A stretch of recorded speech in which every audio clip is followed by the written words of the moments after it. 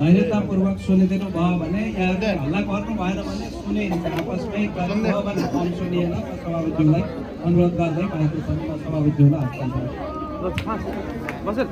यहाँहरू सबैजनालाई मेरो नमस्कार। सबभन्दा पहिला जय घन्टी। म त तपाईँहरूलाई भेट्न हेर्न मात्र आएको, बोल्न त आएको होइन। आज यसरी भेट्न त पर्यो। मेरो लागि घरमा दियो बालेर घन्टी बजाएर प्रार्थना गर्नुभएको,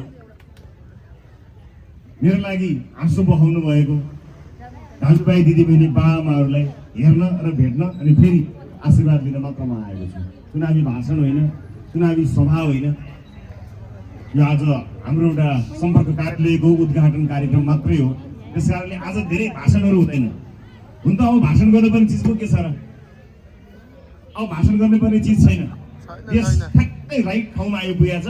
राइट डिसिजन तपाईँहरूले गर्ने बित्तिकै सही निर्णय तपाईँले गर्नुहोस्, बस सुरु भइहाल्छ। यसबाट त्यही हो। अब बोल्नुपर्ने कुरा केही पनि छैन। अब कहाँ कसले के अफवाह फैलाउँछ भन्ने कुरोको जवाब दिएर साध्य हुँदैन।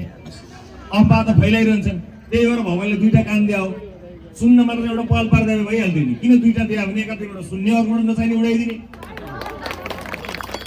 मलाई के लाग्छ भने हाम्रा मतदाताहरू निर्णय लिन सक्षम छन्। कसैले झुक्याउँदैमा झुक्किने ठाउँमा मतदाताहरू छैनन्। ट्राई गर्न दिनुहोस्, 21 गतेसम्म ट्राई गर्न दिनुहोस्। जेसुकै भनौँ ट्राई गर्न दिनुहोस्। तर तपाईँ आफ्नो अन्तरात्मालाई सोध्नुहोस्। कसैले भनेको टेर्न पर्दैन, मैले भनेको टेर्न पर्दैन। आफ्नो अन्तरात्मालाई सोध्नुहोस्। 34 वर्षमा के भयो त्यसको हिसाब कसले दिने हो? यति कुरा मात्र भन्नुहोस्। मेरा र मेरा साथीहरूका व्यक्तिगत माग मुद्दा छैन। हामीलाई चाहियो केही पनि छैन। हामी अच्छा खासा आफ्नो काम धन्दा गरेरै बसेका थियौँ। तर यो बेठिकी, यो अन्याय, यो अत्याचार सहन नसकेर हामी ल केही न केही गर्नुपर्छ भनेर यहाँ आइपुगेका हौँ। त्यसलाई चितवनले अनुमोदन गर्यो र यहाँसम्म हामी तपाईँले ल्याइदिनु भएको छ।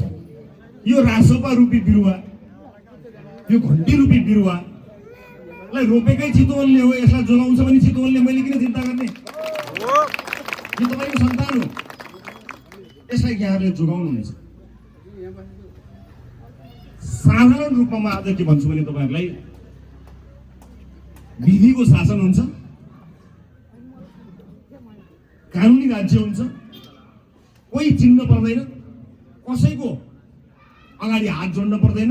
हुने काम हुन्छ, नहुने काम हुँदैन। हामी त्यो विधि स्थापन गर्नको लागि हामी आएका हौँ। कोही मान्छे चिन्न पर्दैन। यहाँ कोही चिन्न जरुरी पनि छैन। कसैलाई बिना कारण नमस्कार गर्न जरुरी पनि छैन। कानुनले दिएको काम सुरु हुनु पर्यो। बिग्रिएका कानुनहरू बनाउनु पर्यो। सही ढङ्गमा मुलुकलाई लिएर जान पर्यो। नातावाद, कृपावाद, घुसखोरी, भ्रष्टाचार, अनियमितताको युगलाई एकैपटक निकालेर फाल्ने हो। त्यस कारणले समानुपातिक तिनलाई दिन्छु, प्रत्यक्ष उसलाई दिन्छु होइन। समानुपातिक पनि घन्टी हो, प्रत्यक्ष पनि घन्टी हो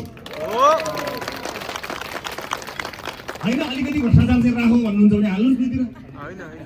अलिकति राख्ने हो त भ्रष्टाचार? पुरै फाल्ने हो? पुरै फाल्ने, पुरै भोट। धेरै एकदम सामान्य कुरा छ। तर आज भोट माग्न आएको होइन, भोट माग्न त मिल्दैन। आज यसो कुरामा कुरा चलेर तपाईँहरूलाई भनिदिएको मात्रै मैले अहिले सल्लाह भइरहेको छ भन्ने सुनेको छु। मैले घर घरको सल्लाह मैले पाएको छु।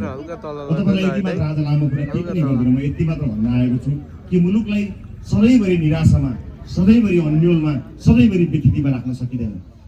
शरणार्थीहरू देश छोडेर जाने, परिवार बिचमा कहिल्यै भेटघाट नहुने, यो युगलाई एक ठाउँमा आएर अन्त्य त गर्नै पर्छ। त्यसको लागि हामीले चाहिएको सुशासन हो। कम काम गरेर खाने वातावरण बनाउनको लागि हो हामीले यो अभियान सुरु गरेको। गरी खाने देश बनाउनु पर्यो, गरी खान सक्नु पर्यो। सामान्यभन्दा सामान्य मान्छेको जीवन चल्नु पर्यो। बिरामी पर्दा उपचार गर्न पाइयोस्, राम्रोसँग शिक्षा दीक्षा दिन पाइयोस्। हामीले खोजेको त्यति मात्र हो। त्यति गर्नका लागि राजनीतिका यत्रा ठेली पर्नुपर्छ भन्ने पनि छैन। राजनीति धेरै जानेर हुने के देखिहाल्यो? राजनीतिको कुरा होइन। जनताको जीवनलाई प्रभाव पार्ने कुराहरू गर्नु नै राजनीति हो। हामीले सिकेको राजनीति के भने हामीले गरेको कामले, हामीले बनाएका नीति नियमले तपाईँलाई प्रभाव पर्नु पर्यो। मलाई होइन, मेरो पार्टीलाई होइन, मेरो नेतालाई होइन, जनतालाई हो। जनताको घरमा हामीले बनाएको कानुन छिर्छ कि छिर्दैन? कुनै नेताले बाटो ल्याइदिने होइन। नेता